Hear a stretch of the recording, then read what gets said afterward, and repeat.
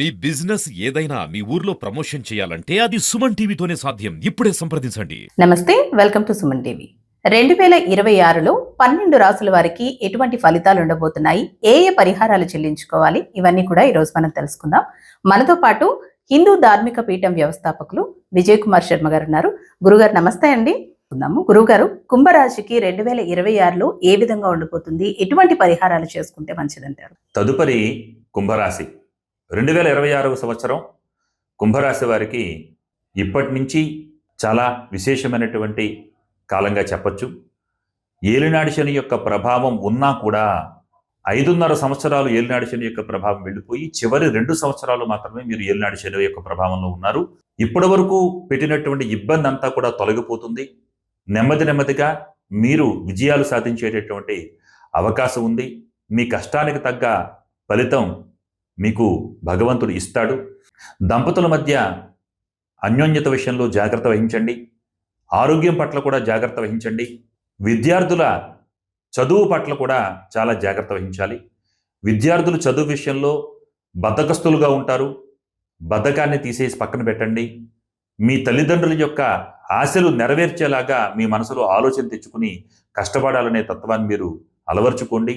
ఎగ్జామ్స్లో కష్టపడితేనే మీకు ఫలితం వస్తుంది. దయచేసి బద్ధకాన్ని పక్కన పెట్టండి.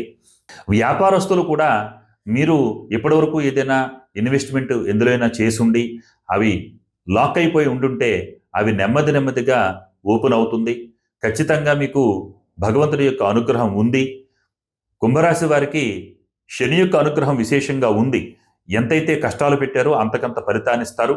ప్రధానంగా ఈ 2026 సంవత్సరంలో జూన్ తర్వాత మటుకు మీరు అరుణాచల క్షేత్ర దర్శనానికి వెళ్ళండి.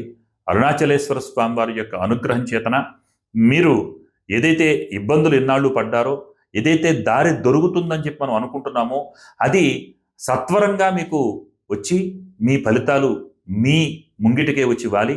మీ ఆర్థిక స్థితిగతులు కావచ్చు, స్థిరాస్తుల విషయంలో కావచ్చు, అన్నీ వృద్ధి చెంది మీ అప్పులన్నీ కూడా తీరిపోయేటటువంటి అవకాశం ఉంది.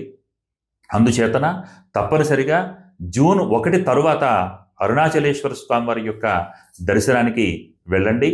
దాంపత్య జీవితం అంతా కూడా ఇబ్బందులు ఉన్నా సరే ఆచితూచి మీరు ఒక సయోధ్యతోటి సఖ్యతతోటి మెలగండి.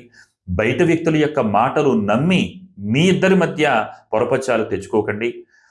వ్యాపారస్తులందరూ కూడా మీరు ఏదైనా వ్యాపారం ప్రారంభించినా సరే ఆశాజనకంగానే ఉంటుంది. కానీ కొత్త ఇన్వెస్ట్మెంట్లు పెట్టద్దని మాత్రం నేను సూచన చేస్తాను. ఆరోగ్యం పట్ల జాగ్రత్త వహించండి.